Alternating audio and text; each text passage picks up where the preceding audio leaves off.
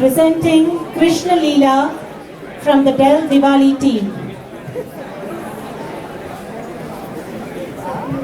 Krishna, one of the most widely revered and the most popular of all Indian divinities, is worshipped as the eighth incarnation of the Hindu god, Lord Vishnu, and also as a supreme god in his own right.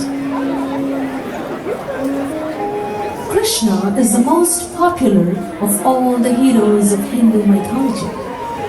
Krishna's adventures are recounted in the ancient Hindu epics, the Mahabharata, the Bhagavad Gita, the Harivansa, and the sacred Puranas, where Krishna is described as the supreme being and the creator of the universe. Krishna is an epitome of consciousness, the one who achieved it all in one lifetime, the one who defined fresh frontiers of life in each role that he played. A son everyone craves for, a friend who you seek, a love that you need, a king you can become, a strategist who always wins, a brother, a citizen, and a master of masters. The one who mastered the science of attaining divinity and living it, not just with eyes closed, but with eyes wide open. The one who lived amongst us as one of us. The one who taught us that being divine is a possibility, and exploration any less is mediocrity. So, unlock the divinity in you as we bring to you today the cute baby Krishna, the young naughty Krishna, the loving dancing Krishna, the strong protector Krishna, and the wise Gita Krishna. His stories are enchanting the world from time immemorial.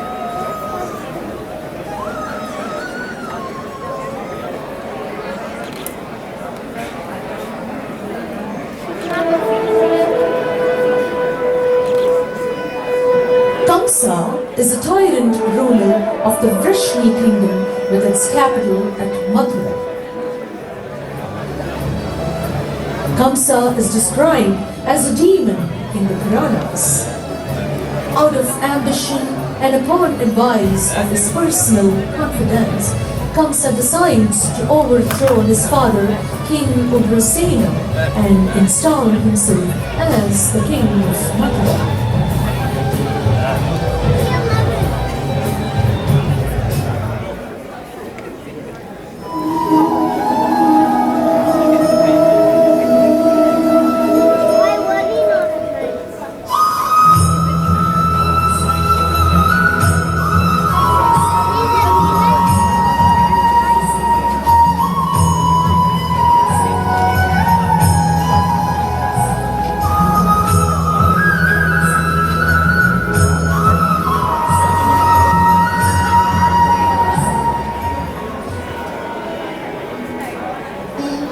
Devaki is Kamsa's cousin, and her marriage takes place in Mathura with Vasudeva, who is known for his virtue of being truthful.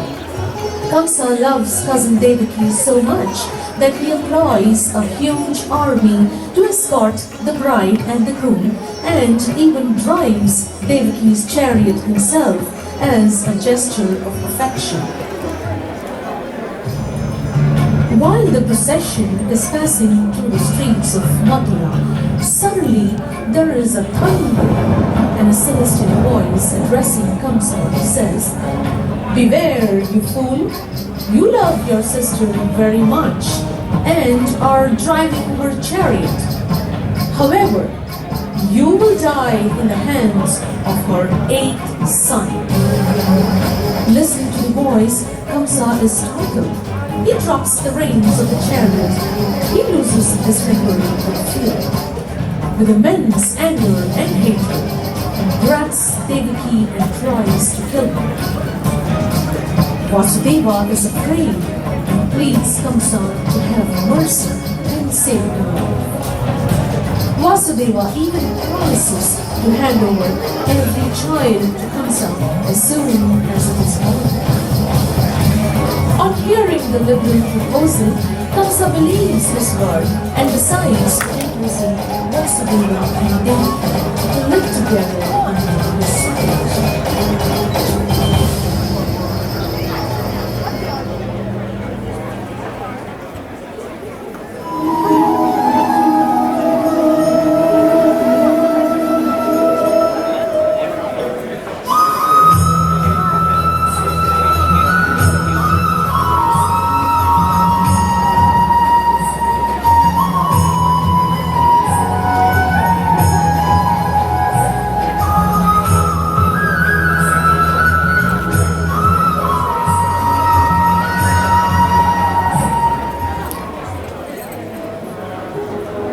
The first baby is now born. Before the baby could even spend a few happy moments in the lap of his mother, Kamsa grabs the child and instantly puts it. The couple is extremely sad, but cannot resist it because that's how it was agreed. Babies will be given to Kamsa to save the mother. From then on, Kamsa kept on killing every single child born to him. Thus, 6 babies were killed without any love or hope. The 7th child is now growing in Devki's womb. Vasudeva's another wife, named Rohini, lives in a village of cowherds known as Gokul. Lord Vishnu recognizes that it is time for him to appear on earth now. So, using his supreme power, he extracts the child from Devki's womb and places him inside Rohini. Kamsa is very happy to hear that Devki has lost her 7th child due to miscarriage. But in Gokul, a son is born to Rohini, and he is named Balarama. Soon Devaki conceives again, and Kamsa is now especially wary and warns the guards to be extra cautious. As the time of birth approaches, Lord Vishnu, with his supreme powers, decides to be born as Devaki's 8th son. Miraculously, the guards fall asleep. A beautiful baby boy is born, who is none other than Krishna, the avatar of Lord Vishnu. Vasudeva suddenly hears a celestial voice that instructs him to take baby Krishna to Gokul, the land of cowherds, and substitute him to the baby girl born to the cowherd king and his wife, Nanda and Yashoda. Vasudeva is surprised and amazed. The chains in which he is locked drops away, and the prison door flies open. Vasudeva picks up baby Krishna and carries him in a basket, marching towards Gokul, which is located across the river Yamuna, which miraculously parts, giving way. Throughout the dark, stormy night, Vasudeva and baby Krishna are protected from the rain and the storm. Upon reaching Gokul, Vasudeva quickly exchanges the babies and returns to the prison with the infant girl, who is another miraculous form of Lord Vishnu's supreme power to save Krishna. While the guards are still asleep, the prison doors get locked behind Vasudeva and he is chained again as if nothing happened. As soon as Kamsa is informed of the 8th baby, he comes running and grabs the baby to crash her down on the floor. But as he touches the baby, she slips out of his hands. Taking her cosmic form, she warns Kamsa about the 8th child who has already been born and is in Gokul. And she flies up into the sky.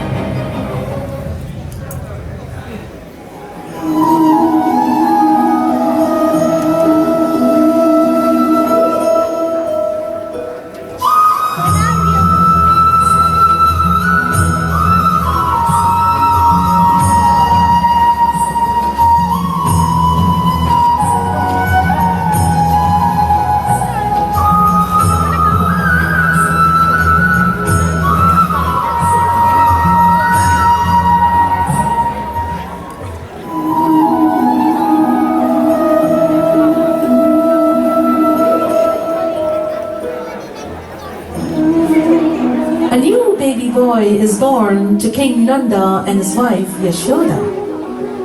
The cowherd tribes of Gokul are in a joyous mood.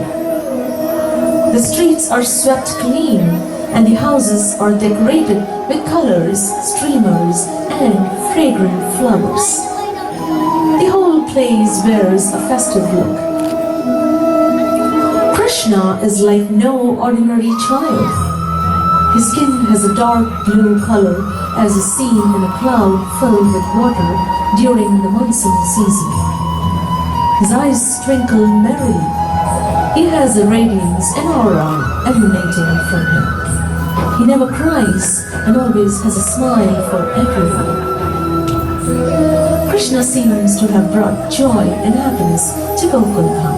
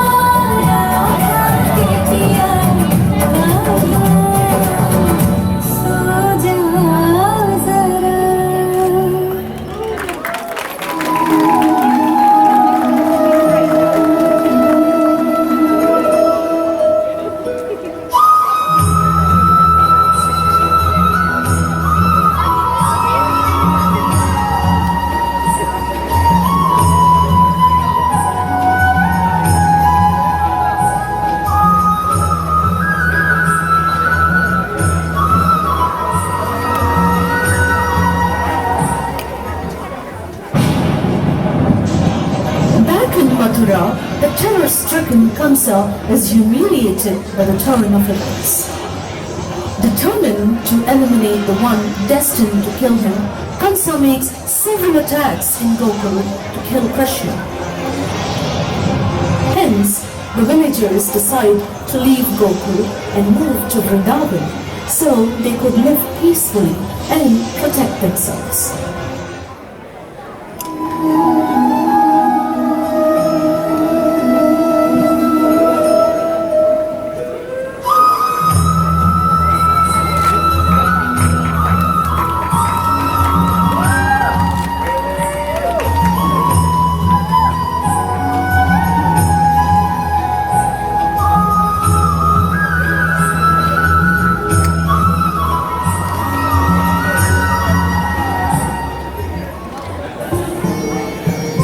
Krishna grows up in Vrindavan along with his elder brother Balarama, who is the seventh child of Devaki and was transferred to Rohini's womb. Krishna's childhood exploits are part of Hindu folklore. How he steals butter, how he eats mud, how he pulls the trees down, and how Yashoda defends every prank of his. These stories are well known to all.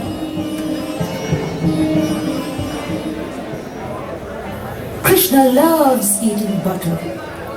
Although Yashoda feeds him lovingly every time she churns it, Krishna is especially thrilled to eat after he steals the butter behind his mother. That's why he's called Makhan Chor, meaning the one who steals butter. Knowing this, Yashoda ties the butter high above the ground so Krishna wouldn't reach. Once, when Yashoda is not around, Krishna calls his friends. They climb one on top of the other, and he manages to reach the pot of butter. They bring it down and relish it immensely. But unfortunately, they don't realize that Yashoda's back. In fear, all his friends run back to their houses. But Krishna gets caught alone for being naughty. Yet another day, Krishna and Balarama, along with their friends, are collecting fruits and berries in the garden. Krishna is not tall enough to reach the trees. So he picks up mud from the ground and stuffs it into his mouth. Krishna's friends quickly run home and tell on him to Yashoda, who is busy churning buttermilk. On hearing the kids, Yashoda is surprised and angry. She goes to the garden and asks Krishna whether he had eaten mud. He nods his head as if to say no. She then asks Krishna to open his mouth. But he's so scared, he refuses. But when his mother gave him a stern look, he opens his mouth. Yashoda is stunned. Instead of mud, she sees the entire universe inside his mouth. Stars, skies, mountains, oceans, everything. She's dumbstruck. And all Krishna gives her is one sheepish smile. That's when she realizes that Krishna is no ordinary child, but the Lord himself. And thus, the mischievous little kid grows up to be a charming young lad.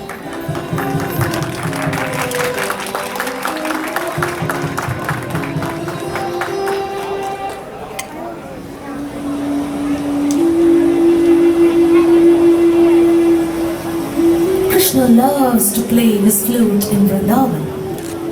And when he plays, it seems like all of nature joins in as his music band. Thunder gives the drum beats. Lightning puts on a terrific light show. The rivers add playful percussions. The wind blows in soft whispers. Birds and bees hum harmonious melodies. And the raindrops dance on the drum called earth. As a teenager, Krishna is also often depicted playing the flute for his beloved female devotees called the gopis. Of these gopis, Radha was the greatest devotee. Though born into an ordinary cowherd family, Radha is a manifest form of devotion towards Lord Krishna. The unique union of Radha and her beloved Krishna is not any romantic relationship. It symbolizes the soul seeking divine love. It is a unique relationship between man and God.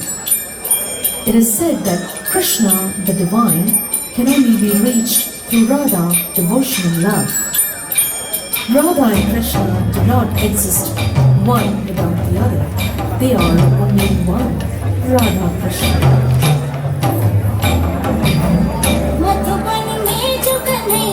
किसी को भी से मिले कभी मुस्काए कभी छेड़े कभी बात करे राधा कैसे न जले राधा कैसे न जले हम तन मन में लगे राधा कैसे न जले राधा कैसे न जले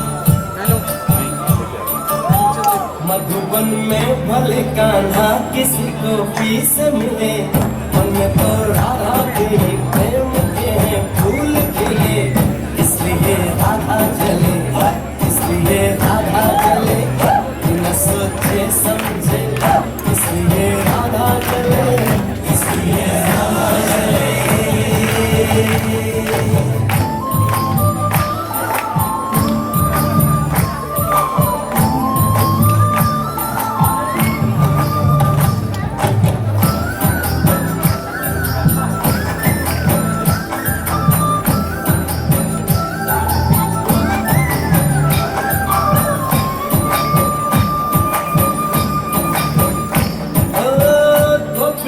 तारे हैं चांद है राधा, फिर क्यों है उसको विश्वास आधा।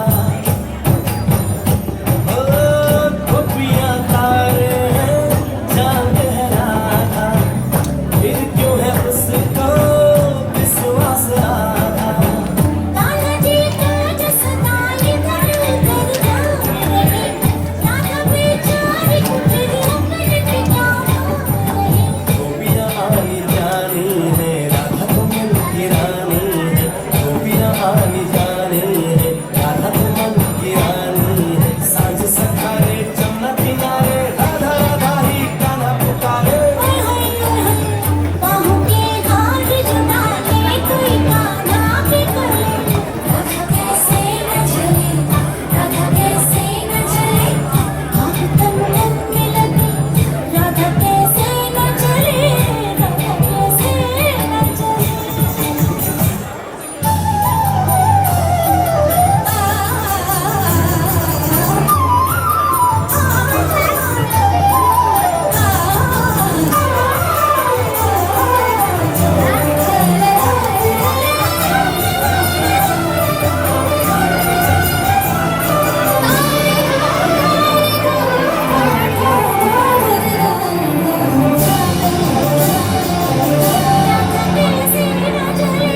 राधा कैसे न जले, राधा कैसे न जले।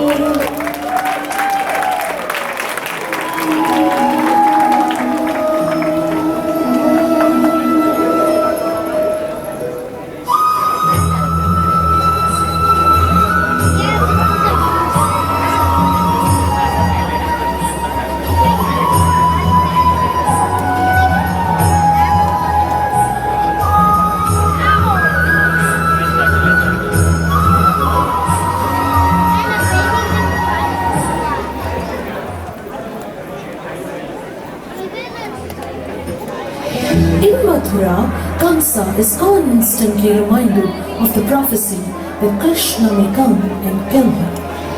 He knows that the boy has grown up in spite of all his efforts to destroy the child. In desperation, Kamsa forms his final plot.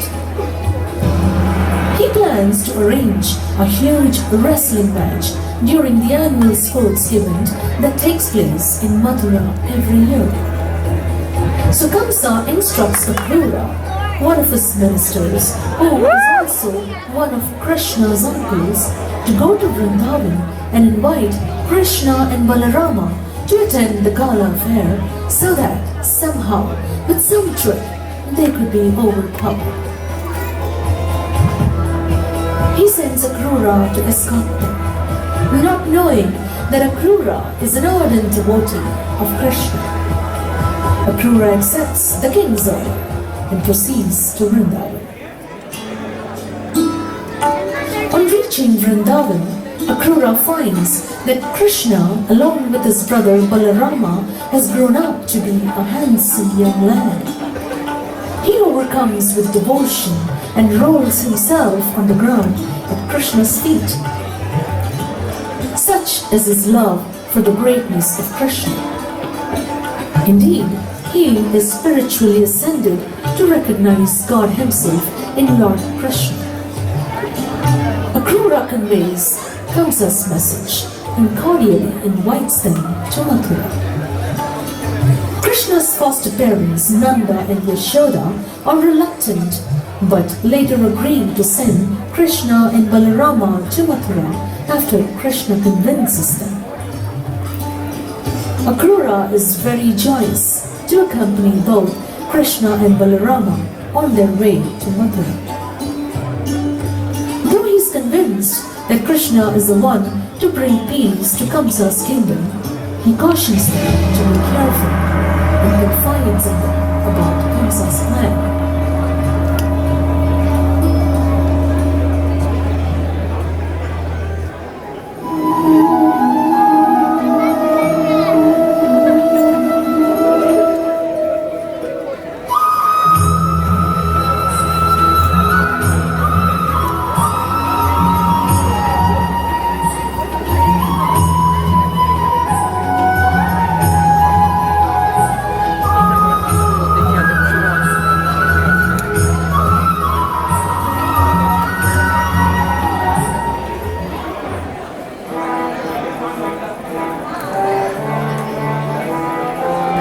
Krishna and Balarama enter the wrestling arena with wide eyes and fervor. Seeing the two mighty boys, the crowd and the other wrestlers tremble in fear. Kamsa himself has had sleepless nights and nightmares, and on seeing Krishna and Balarama in person now, is greatly agitated and fears his end. Several wrestlers fight valiantly to challenge Krishna and Balarama and get defeated in the end by the two boys. Finally, the match is now between Krishna and Kamsa himself. Kamsa draws his sword to fight with Krishna, and a great battle follows between the two. Eventually, Krishna wrestles and drags Kamsa throughout the arena and kills him.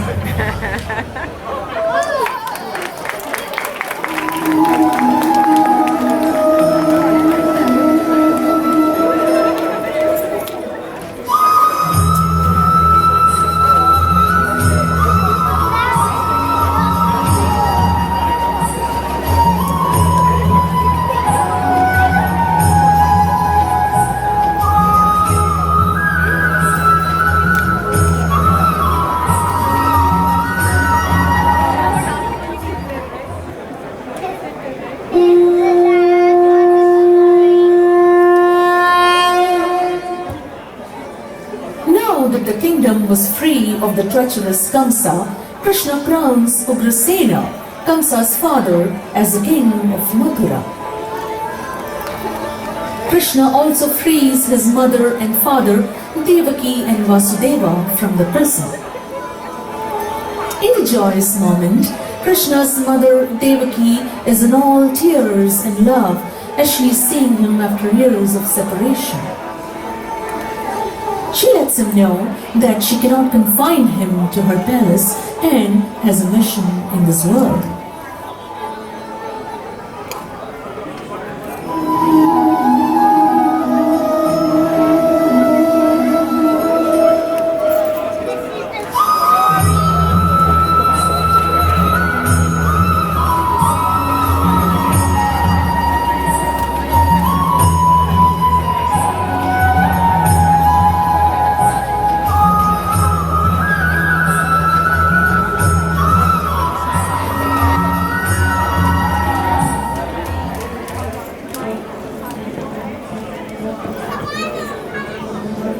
For Krishna, the days spent in Vrindavana have been full of fun, happiness and love. But now, as a prince, he feels it is time to learn the warfare. So Krishna and Balarama earn and gain worldly knowledge, master every single lesson in archery, politics and many other subjects. Thus, after completion of his studies, Krishna takes over as the prince and commander of the armies of Mathura. Since Krishna is a great strategist and always a winner, the Kauravas and the Pandavas reach out to Krishna to seek allegiance when war becomes inevitable in the grounds of Kurukshetra for the throne of Hastinapura. Krishna manages the situation with ease and elegance.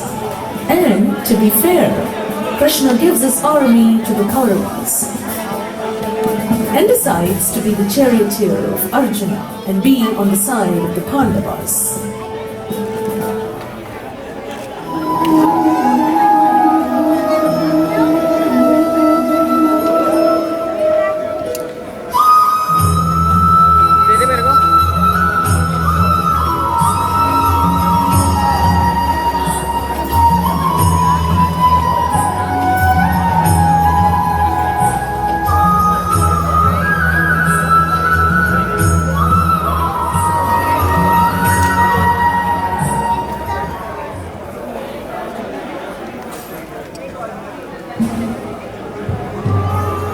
The war is declared. And as promised, Krishna drives Arjuna's chariot to the battleground. Though Arjuna is very confident of his capabilities, he suddenly feels very weak as he realizes that he would have to kill his entire family, including his 100 cousins. Despondent and confused about what is right and what is wrong, Arjuna turns to Krishna for divine advice and teachings. Krishna instructs Arjuna not to be vulnerable and to go ahead and fight his kin.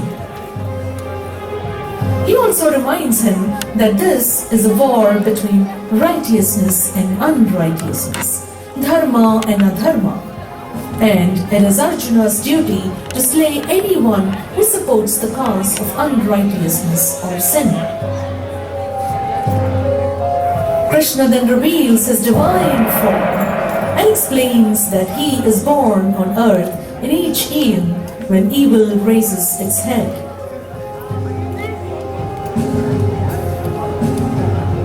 Arjuna acknowledges Krishna's advice and agrees to move forward.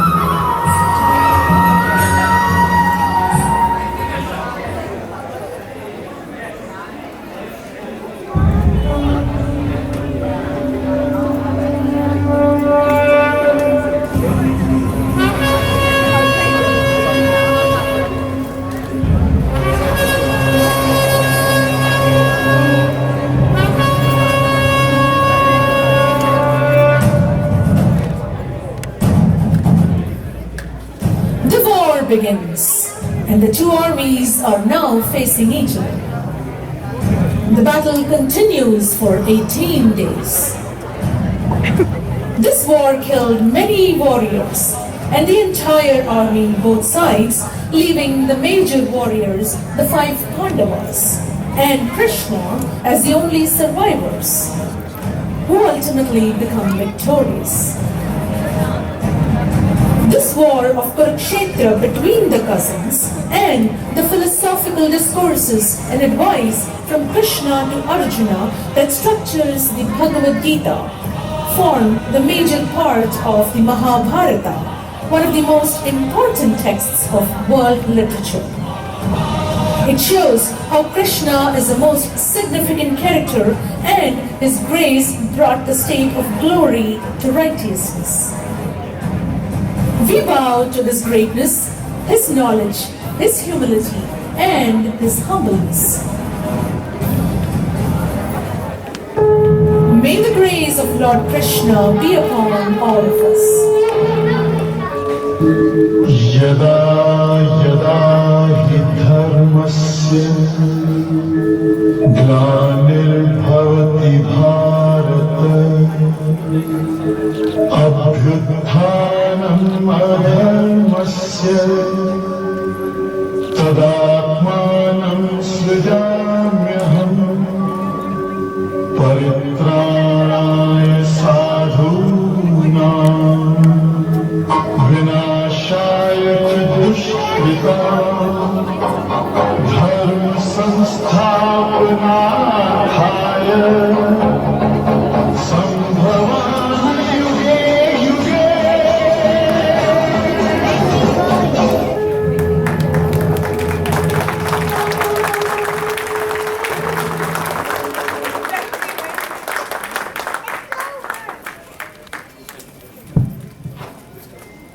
Thank you everybody for watching the play. I would like to now hand over the mic to Anu Nishtala, our creative director for the play, as well as last year's play. Let's give her a big round of applause. Big round of applause for Anu Nishtala, our director for the play.